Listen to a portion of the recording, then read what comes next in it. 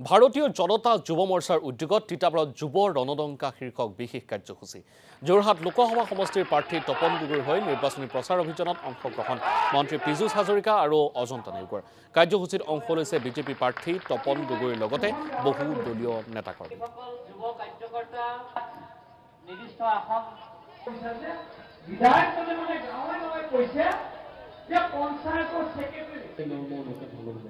ঠিক আছে, এটা খুব জোৰে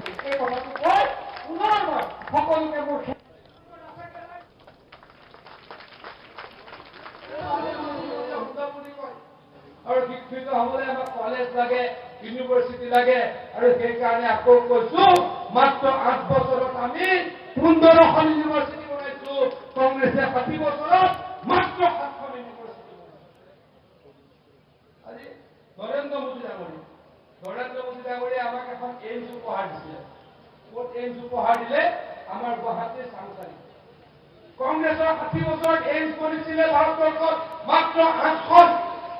নৰেন্দ্ৰ মোদী ডাঙৰীয়াই এইমছ বনালে 15খন। বৰ্তমান ভাৰতবৰ্ষত 23খন এইমছ আছে। ক'ত 60 বছৰত 8খন আৰু মাত্ৰ 10 বছৰত 15খন। এক কোনে বনালে? নৰেন্দ্ৰ মোদী ডাঙৰীয়াই বনালে। 2014 পৰ্যন্ত কংগ্ৰেছৰ 60 বছৰীয়া শাসনকালত ভাৰতবৰ্ষত মেডিকেল কলেজৰ সংখ্যা আছিলে 387খন।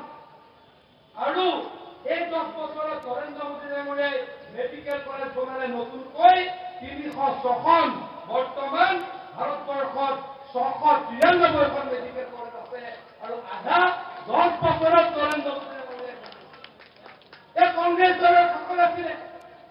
আজি গৌৰৱ গগৈ ৰাজনীতিত কৈছে আমি সূতা দিছিলো, কম্বল দিছিলো, আঁঠুৱা দিছিলো। আৰে সূতা, কম্বল, আঁঠুৱা কিমান দাম? 1000 টকা।